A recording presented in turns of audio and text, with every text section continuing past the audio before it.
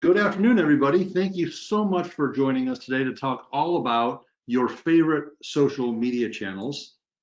Well, you may have more than four favorites, but these are our four favorites. We know how well they work, we know how powerful they are, and we're really glad you could carve out a little bit of your day to talk to us here about using the Fab Four, with apologies to the Beatles, to maximize physical retail store visits and sales. Let's jump in with a couple of introductions and start to step through the agenda here. My name is Dan. I look after marketing here with Laura at Reveal Mobile. Hi, And we're everybody. going to be talking. Oh, sorry, Laura, I was going to give you a second, but yeah, Oh, thanks sure. for joining us, Laura. It's great to have you. Hey. Sorry about that.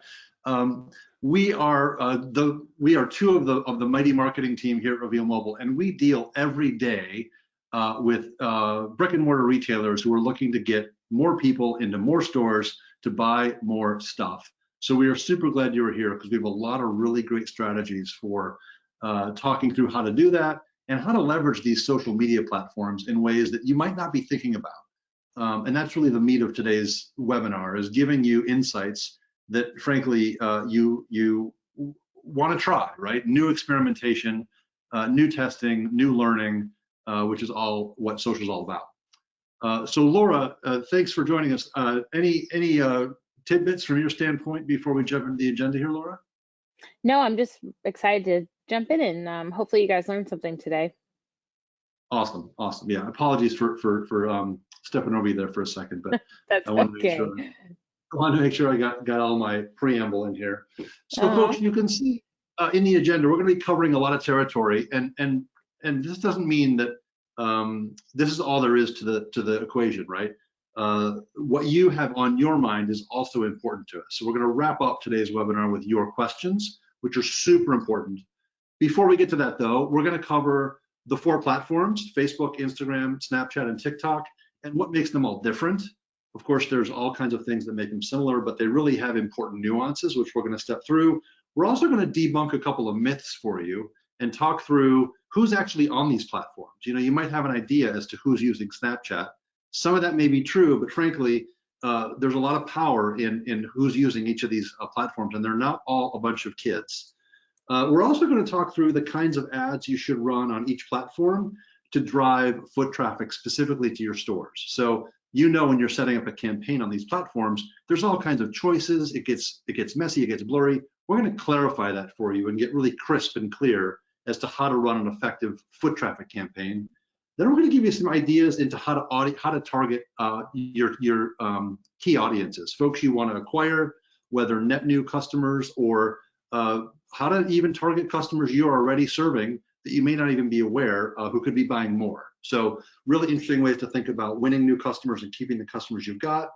And then we're going to round out the webinar with a couple of concrete campaign examples using actual retailers and hypothetical campaigns on these platforms, so you can see real world creative and real world executions in each of these platforms and how they differ. And of course, as I mentioned, we want to make sure we get to any questions you have. That's what Laura and I both love, is answering questions from actual practitioners, actual marketing experts, so we can be of service to you all, right? That's what it's all about.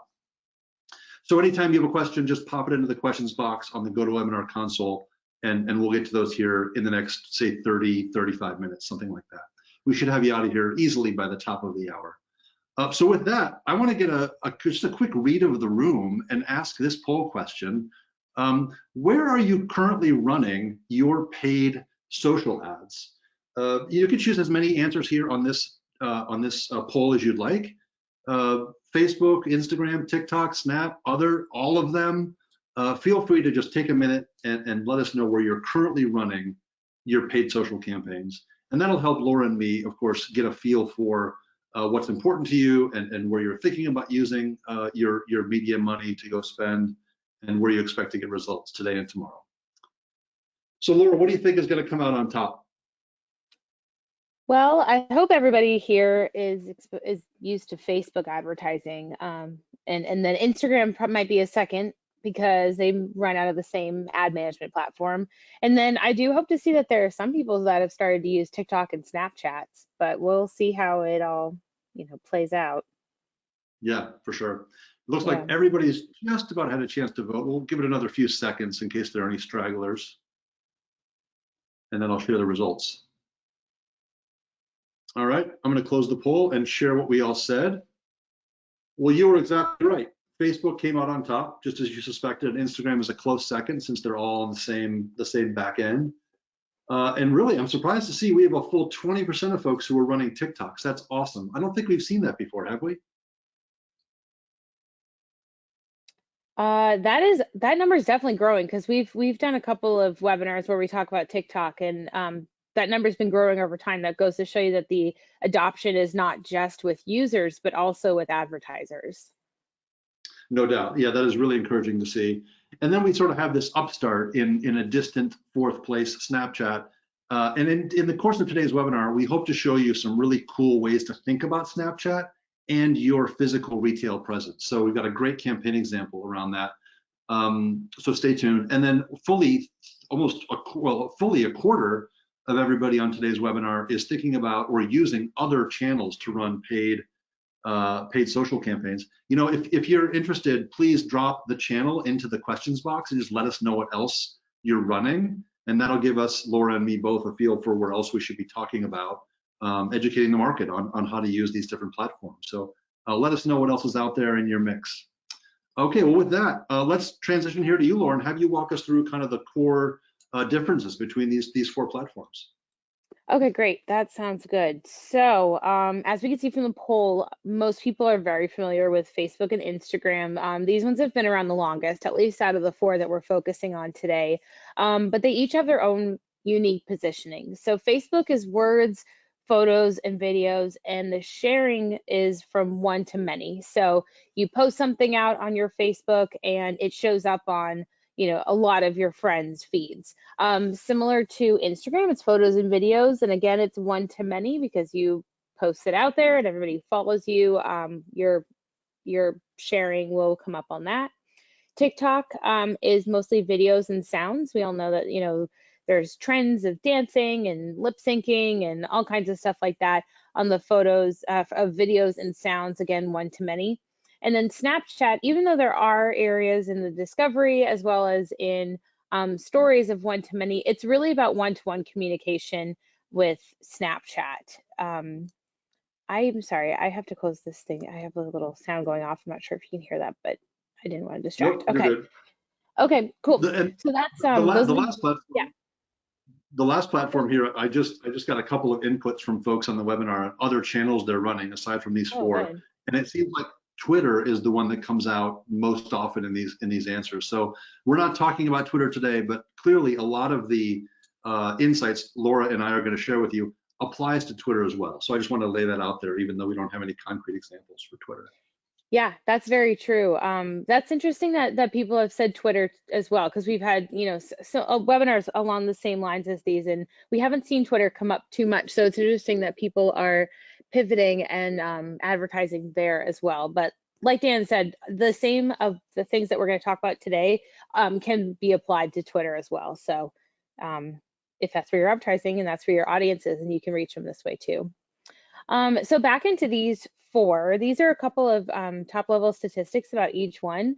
So Instagram and Facebook have a similar stat here that users who have purchased products that they've found on their app. So 41% of Facebook users and 72% of Instagram users have purchased products they've seen. I know for sure that I do that probably once a week. The targeted ads on my account really speak to me, and I appreciate the fact that the advertisers know who I am and know what I'm interested in, and then it works. So that's how that works. That's where I spend most of my time. And then Snapchat, 60% of consumers are more likely to make an impulse buy after seeing something on Snapchat. So ads are really different on Snapchat, but they're clearly still very effective. And then globally on TikTok, 92% of users have taken an action after watching a TikTok video. So I think that's really compelling. Definitely, these ads are working. The creative varies across these different platforms. So Facebook and Instagram For the most part, they're pretty static and pretty standard. So you've got your headline, you've got your, your copy at the bottom, you've got a call to action, and some creative. So sometimes the creative is a video, sometimes the creative is a carousel of images, but for the most part, it's pretty static. And then over on TikTok and Snapchat, these are really dynamic. They usually have sound. They're almost always accompanied with video or some kind of movement. And there's a lot more interactions that happen on those two platforms as well. So just keep that in mind when you're thinking about starting a new channel, that the types of ads that you're going to create are probably going to be a little different and vary between different different platforms. And then when it comes to the ads managers, the back end of this, so Facebook and Instagram, a lot of you are familiar with. It's really complicated. There's lots of buttons, but you're probably pretty used to it now. So it seems like second nature to get your, to kind of work your way around those platforms. And then I have a screenshot of just a regular dashboard of TikTok and Snapchat. So you can see that they work, that they're set up really similarly. They definitely followed Facebook's example with how to set up their dashboards, but honestly, they're much more simplified. And we really wanted to show these images because if it's new to you or if you haven't given those a try yet, it's definitely, don't be intimidated by trying something new, thinking that it would just be as complicated as the Facebook advertising platform, because it's not. It's really pretty straightforward, as you can see here. And then when it comes to the different platforms, your audience is on social media. You can see here the spread between different ages and kind of the demographics in this gap. I mean, in this chart right here between the age gaps. The one that's really most surprising is on Snapchat. There's a 63-year difference between the oldest and the youngest on here. So that really spans a really wide range of people. So if you think that your audience is on Facebook and Instagram, they're also on Snapchat and TikTok. Twitter's on here too for those that advertise there. And we're not going to talk about YouTube today, but you can see those here that, your audience is definitely on Snapchat. I mean, oh my gosh, on social media. And then when it comes to time spent, it's really a tie at this point. So Facebook used to be the absolute dominator.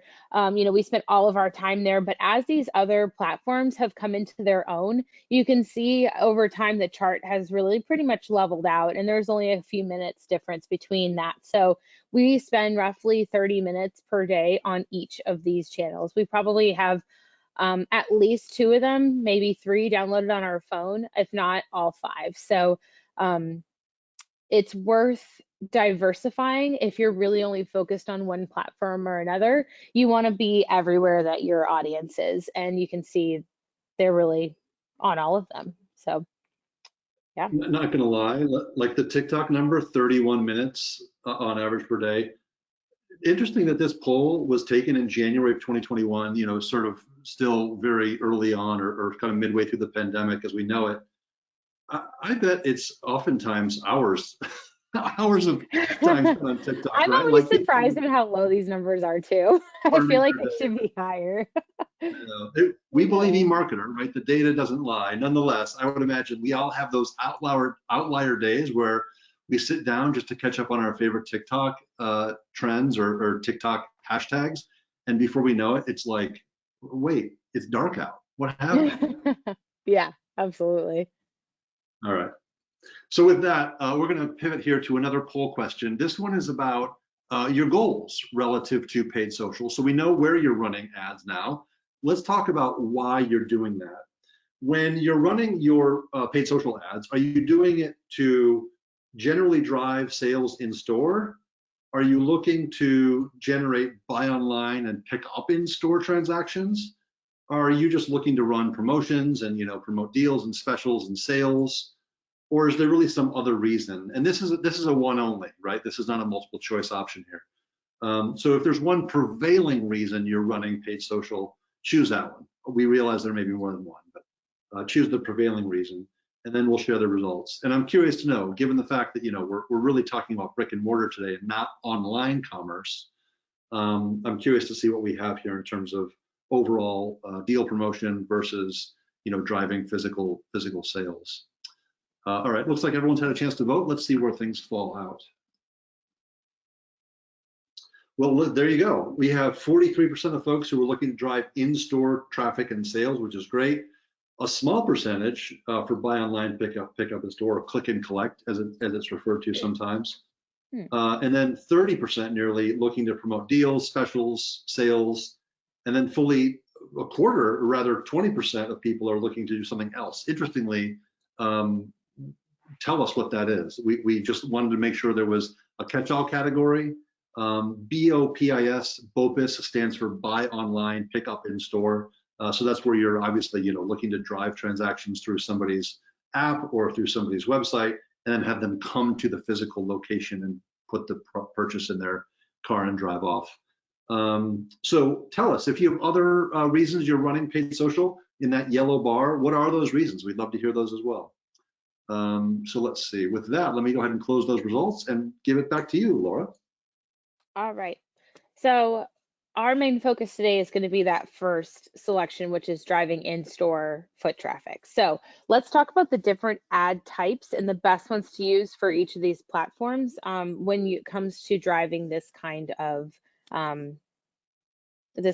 awareness and foot traffic. So in each of these, they kind of have different categories of awareness, consideration, and conversion ad types. And when it comes to driving foot traffic with custom audiences, it's actually, we're going to use something different than what you'd think. So first, in this one category there, it's called traffic. However, and that you think would be the right one because we're trying to drive foot traffic, but traffic is to drive the users to a certain landing page. So unless you're looking for them to, maybe shop online before they get to the store, or maybe you have a special or something like that, you're not looking to drive URL foot traffic, you're looking to drive in-store foot traffic. So that one's in yellow because maybe you want to use it, but it's not the best one.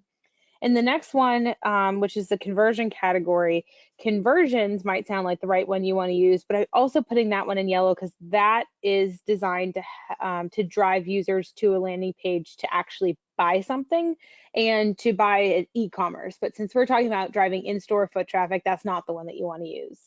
And then we also have this one called store traffic. This promotes your brick and mortar location to people that are nearby, but we're going to get to it.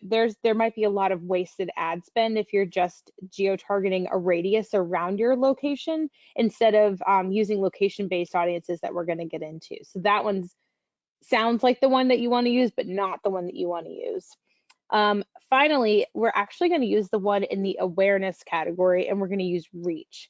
This one will show your ad to as many people as possible in your target audience. So when you're uploading a custom audience, your ideal is to reach everybody in that specific audience because you've uploaded them for a certain reason, whether that's people that are already in your CRM because you're trying to increase customer loyalty, or because you've found a location-based audience of people that are in market for your stuff.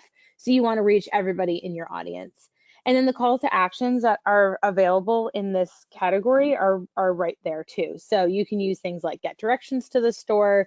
You can use call now if you want to, if they have questions before they get there, something like that. So that's the best one to use on Facebook and Instagram. On TikTok, it works pretty much the same. So traffic, again, is traffic to our URL. Conversion is for e-commerce. And then you want to use the reach objective, again, in order to show that your ad to the most amount of people possible in your custom audience. There are even better calls to action on TikTok. You can use view now or order now. You could do, I think they've got get directions as well. It's just not viewableness since there's kind of a scroll there. And then on Snapchat, it gets even easier. Here, if you could do website visits, but just as we said before with the traffic, not what we're looking to do when we're trying to drive in-store foot traffic, we're going to use promote local place. So here you can do directions, see place. They have a lot of really great in-store kinds of calls to actions for theirs too. This scroll just doesn't show the other ones, but in Snapchat, promote local place is definitely what you want to use. And then when it comes to targeting, all of the platforms, all four that we're talking about, you can do this basic targeting. So you can pick your demographic with age, you can select your placement, your language, as well as locations, or you can do interest-based targeting.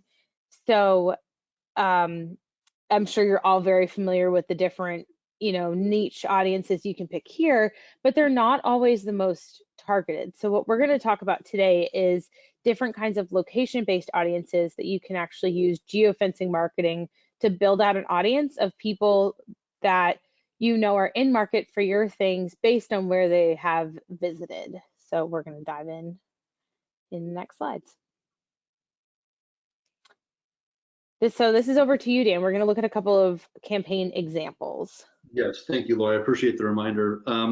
So this is really where we're getting into a combination of two things. We're getting into the combination of a retailer and a platform. So in this first example, we're talking to Nordstrom, a well-known clothing retailer, I'm sure in your part of the country, just like it's in our part of the country. And we're going to talk to Nordstrom relative to Facebook.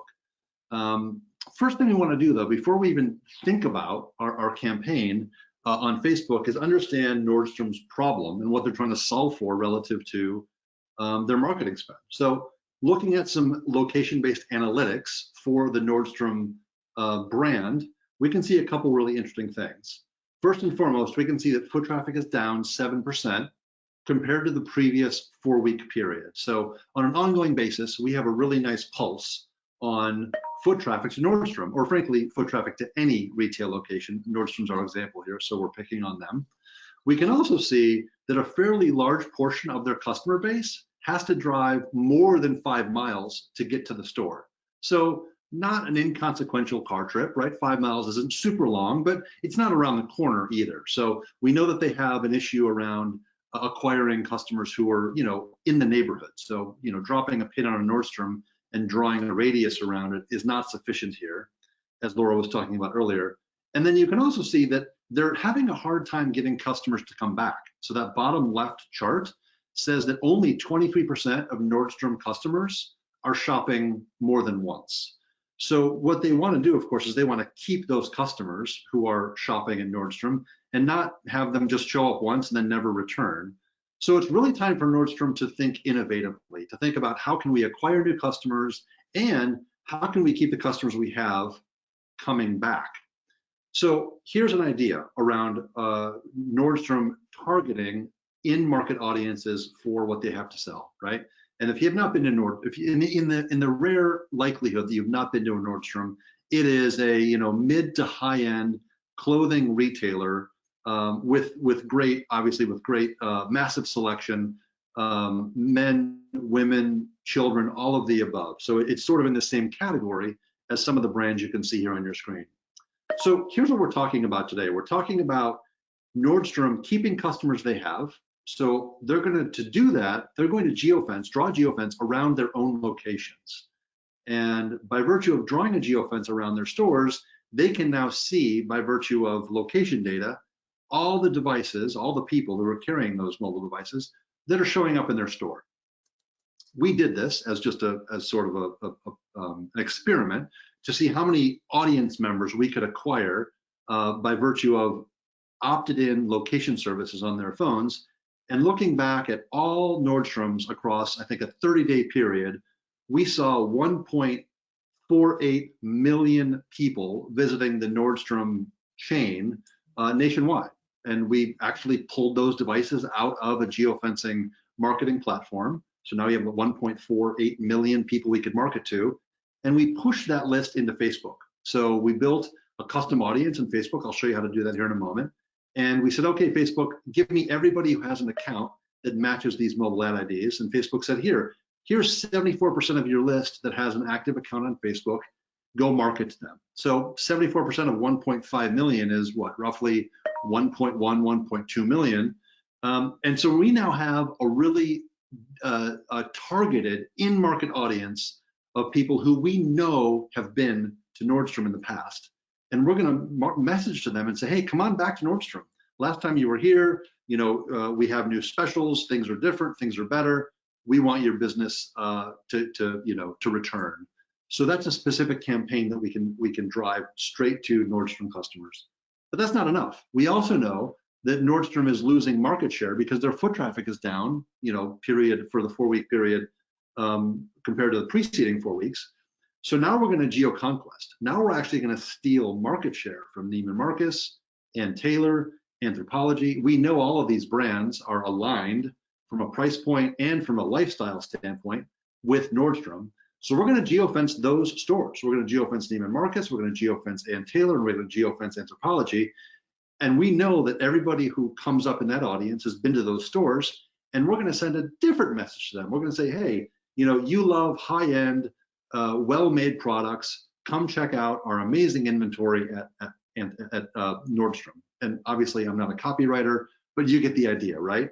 And when we geofence those other stores, those competitors, we found better than 2.5 million people who were in market for products that Nordstrom has. They're just going to the wrong store. We took that list, same thing, we uploaded it into Facebook, and Facebook gave us a 71% match rate. Now, you might be hearing in your own marketing that Facebook match rates are down and iOS 14.5 is really, making everything worse. Well, the fact of the matter is, because we're using opted-in, privacy-compliant location data to build these audiences, that match rate is not suffering at all. Frankly, you can see here, 74%, 71%, really healthy match rates on Facebook. So depending on where you're getting your data, you're going to see much better results. And of course, this data that we're talking about is coming from a proprietary geofencing marketing platform that we use.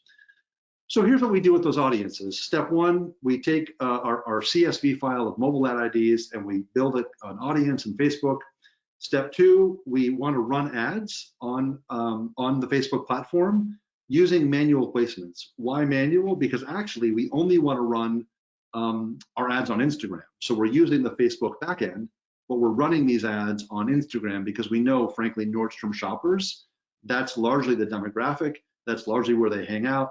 Millennials are heavy users, of course, of Instagram. They're also heavy users of heavy shoppers at Nordstrom. So that's where our audience is. So we're going to build that custom audience on Instagram, and we're going to run our creative. And of course, we're going to have beautiful photography of Italian greyhounds wearing the latest summer hat.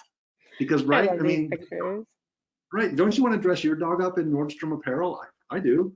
I also love it when my dog hangs out by the pool on Nordstrom throw pillows. I mean, that's also a really important purchase for me. And of course, I want to put my dog in a tie-dyed Nordstrom sweater, which makes my Italian greyhound just look that much better. And we need pool accessories. Like Nordstrom isn't just for clothing, right? Nordstrom is for fun toys and fun products by the pool. So this is a great, obviously I'm making a little bit of fun here, but this is a great Nordstrom campaign. And you can see, the votes on Instagram are clearly saying it. Bottom right corner of your screen, the best Nordstrom advertising I've seen in years. So I'm not alone in loving the Italian greyhound pictures. So what we're going to do here is we're going to run conversion type ads on Facebook using the call to action shop now, as Laura talked about earlier. And we're going to use a unique kind of attribution to prove whether or not these ads had any impact on our store visits. So let's take a look at that. Using the same geofencing marketing platform to understand what's happening inside the platform that we're using the audiences from, we can actually see who's come back to the store as a result of our ad spend. So this is an attribution report for an Instagram campaign, the hypothetical Instagram campaign that we've run for Nordstrom. And you can see for the campaign period, 291,638 devices that were in our original audience have shown back up at Nordstrom during the campaign period. So there's a line chart there at the top that shows you conversions per day. There's the audience, the unique audience conversions box in the middle of the chart, and then that bottom chart on the right, targeted devices, is the sum total of the 1.5 and the 2.5 million devices that we targeted a few slides ago. And we know we're advertising on behalf of 316 Nordstrom stores. So here's the really cool part. We know that 291,000 people have shown back up at Nordstrom. And when we know that the average purchase of a customer is about $325, now we know our campaign has netted $94.7 million top line sales. So you're not, now at this point, you're not talking about marketing numbers anymore. You're talking about business sales, operations numbers. So when you need to go report back to your stakeholders, your CEO, your CFO, hey, how's our marketing doing? Because you're correlating actual store visits to average cart size, in this case for Nordstrom, you're able to give that top line insight, which is super impactful to the business. With that, let me go ahead and ask you this question. Last poll we have, I think, for today. Whoops, not that one. I want to know if you're actually currently running campaigns like this. Are you trying geofencing for the first time? Have you never done it before? Have you tried it in the past and you're just not currently doing it, maybe because it didn't work or you didn't like the results? Or are you thinking, is this something you're thinking about doing, you just haven't pulled the trigger yet? Or frankly, are you just not in a position to answer because you don't know? And that's fine too. Any answer is acceptable. But where are you in your geofencing or location-based marketing practices? Give us a feel for that, and that'll help us kind of calibrate the next few campaign examples. Looks like everyone's getting a chance to vote. All right, a few more seconds, and then we'll close the poll and share the results.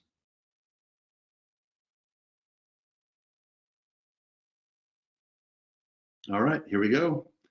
Looks like we have a pretty even split between the yeses and the nos. That's super interesting. Yeah, that's super interesting. Right, roughly the same number of people who are doing it are not doing it. Mm-hmm. And then we have this cohort of people who've tried it, and for whatever reason, they've stopped it, 17%, small number. And then together, you've got another 8% who are thinking about it, right? So together, 25% of the people who are sort of, in some state of, we're thinking about it, or we've tried it, or we don't really like it, or we're not sure what's going to happen. And all of that uncertainty is totally natural. This is not a mysterious practice, but if not well executed, it can lead to some frustrating results. Like Laura was saying, a lot of wasted ad spend. So if you're a little leery, you've done this in the past, ask us questions. We'd love to answer questions about how to do this well. And of course, these next few examples should give you more insight into that. So with that, Laura, tell us about Golf Galaxy. Cool. All right. So with Golf Galaxy, we're going to look at some location-based marketing analytics and how we can use it on Snapchat with an AR lens. So if you could jump ahead, perfect. So if you look at some foot traffic analytics in Visit Local, the foot traffic to Golf Galaxy has been down compared to last month. And it also does show you that about 41% of customers on average live or work within 5 miles of the location that they visited, but that's for all of the locations that are selected. So Golf Galaxy's goal in this example is to use the Snapchat AR filter to drive foot traffic. And the problem is they're not sure how big of a radius to use around each store. So let's look at how we can do that. So in some heat maps inside of Visit Local, you can drill down to individual locations, just like you do in Snapchat ads. So you don't, just blanket an area because there's an average. You want to look at each individual location because, as you know, all of your locations have their own personalities and their own kinds of market that surround them. So if you look at this one in Grand Rapids, Michigan, only 23% of customers live within 5 miles of this location. However, if you back it out to 15 miles, you double the amount of customers that you can see. So 56% of customers live within 15 miles of this location that they visited. So you can then turn these insights over to Snapchat, because in Snapchat, you can choose a radius from 0 to 62 miles. So that's such a huge, range. You really want to be smart about the radius that you're choosing. If it's too big, you're going to be spending too much money and you're not going to be getting everybody that you want. But if you're doing it too small, yeah, you'll be spending less money, but you may not be reaching as many of the customers as you're really looking to, or even potential customers as you're looking to reach. So then you select it and you run your ad. In this one, I think it was like a big shoe with the background of a golf course, something like that. So the goal would be awareness in this case, and then for attribution, you would look at your foot traffic trend to see if it's trending up or down during your campaign window to see how it's working. Nice. Mm-hmm. It's golf time right now. It's golf season for sure. But before I go golfing, I need to get groceries. and I'm Hmm. going to do that at Fresh Time Market. So this is, if you're not familiar with Fresh Time, it is a regional grocery chain, largely in the upper Midwest. Think Illinois, think Wisconsin, think Indiana, and hopefully my accent doesn't give away the fact that I'm from Chicago. So bear with me here as we talk through Fresh Time. They are also looking to drive new customer acquisition. And you know, grocery is a super thin margin business. So grocery feeds off of new customer acquisition all the time, and they're looking to sort of elbow out the competition and win new customers through all kinds of creative means. And sometimes stealing market share isn't always the best way to do that. Sometimes they have to actually think outside the box and figure out ways to acquire new customers who maybe weren't even aware that Fresh Time existed, right? The first time you've heard of their name was this webinar, perhaps. So how do we get more people to think about Fresh Time Market versus Trader Joe's or Whole Foods or any other sort of health-oriented grocery brand? Well, the first thing we can do here is look at, using that same geofencing marketing platform, look at all of the places that Fresh Time shoppers also shop, not grocery, but other stores they go to get coffee or to get sandwiches for their kids or to do their, their monthly stock up shopping at Walmart. So by looking at Fresh Time data, not Fresh Market, that's a competitor, Fresh Time data and those visitors, we can see by virtue of knowing that those devices visit Fresh Time, those same devices also go to Starbucks at a rate of 11%. They go to Subway at a rate of 9%, and they go to Walmart at a rate of 7%. So now, being the marketing director at Fresh Time, I can geofence the Starbucks in my area, the Subways in my area, and the Walmarts in my area, and say, hey, we know you've been to Fresh Time, once or twice in the past. Come on back. We have great produce this week, or hey, come on back. We have great, fresh baked goods this week. Whatever the special is. So that's one way to think about acquiring new customers by using that same location data intelligence that you've got in your geofencing marketing platform.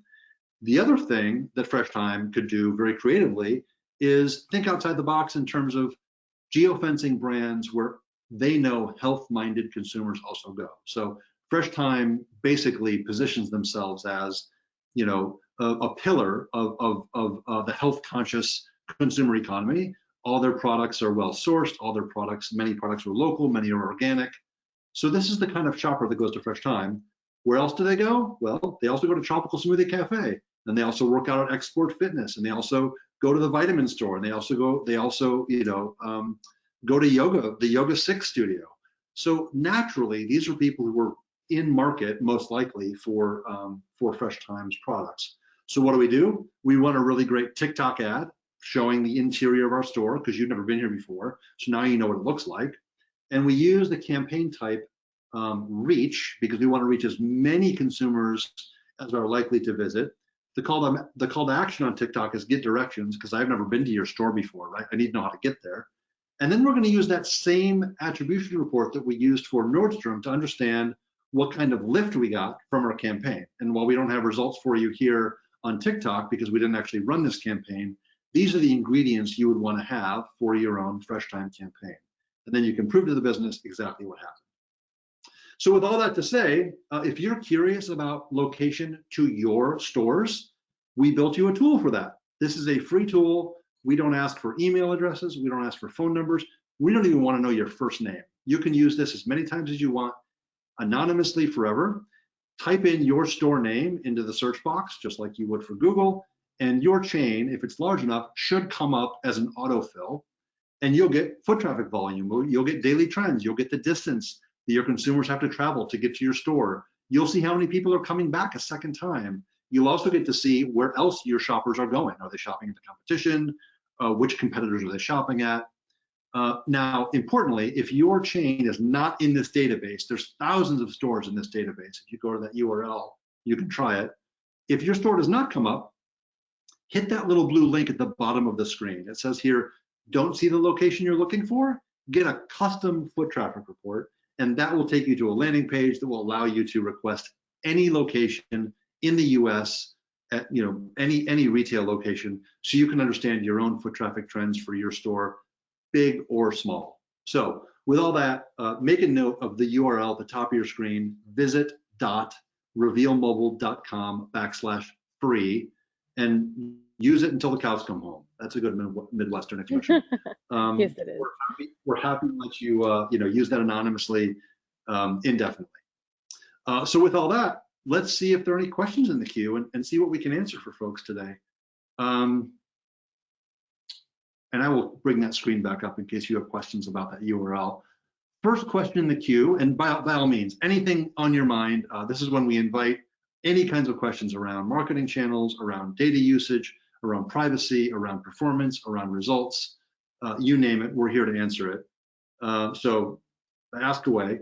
First question in the box here is this session being recorded? Yes. So we are recording this session, and we're also going to share the recording for you. Anyone in your office who wants to see it, who didn't get a chance to see it, we'll send you the link, and you can share that link with them, and they can watch at their convenience. Looks like we have a couple more questions coming in, Laura. Let me ask this one here. Do you verify presence at all stores? Is it based only on GPS location matched to a store polygon, or is it something more complex? Do you want to take that one?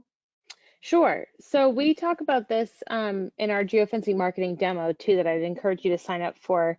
We go in a little bit more into detail about how the technology works, but in general, we ingest privacy compliant data, and that's really, when it gets down to it, it's really just the device ID from a phone, a timestamp, and GPS coordinates that are accurate down to about a meter.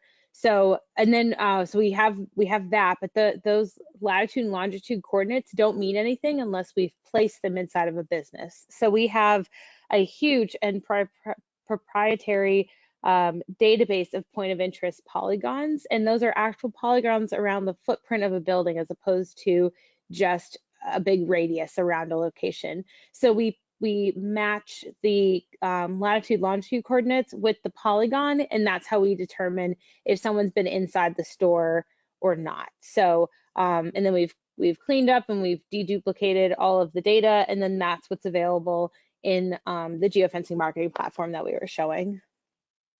Perfect. Next question here on the list. Do you recommend having a special code or incentive to see if that foot traffic indeed came from social? You want to take a stab at that one, or you want me to answer it? Sure.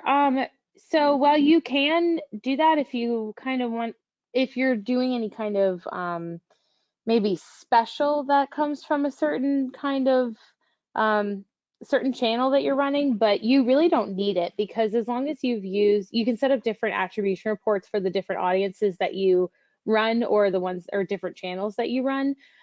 So once you've created the audience, you just set it up in the foot traffic attribution report, and then it'll show you everybody who was in that audience who came back. So you pretty much know that that they were at least in your audience before they came back to the store. So they've probably seen one of the ads. But if you want to get really specific, you could definitely use a special code or incentive, but most of our customers don't use those, or don't see the need for those when they're using our attribution reports. Spot on. I love it. Looks like we might be getting off easy today, Laura. Those are the only questions that have come in so far. Now, we're happy to answer more as they occur to you. Pop them in any old time. If you want to ask us tomorrow or next week or next month, just email us. Our email addresses are on the screen. You can make a note of Laura's there. You can make a note of mine. And we're always happy to talk shop. We're always happy to talk marketing with you. What you're trying, what's working, what's not. We're great. Laura's a great idea bouncer person. So by all means, make a note and email us any old time you have questions about geofencing, location-based marketing, location-based advertising. And if there are no more questions, then we will wish everybody a great rest of your day. And Laura, this was great. I learned a lot. This was super. Thank you for presenting today. Yeah, thank you. Have a good day, everybody. Take care.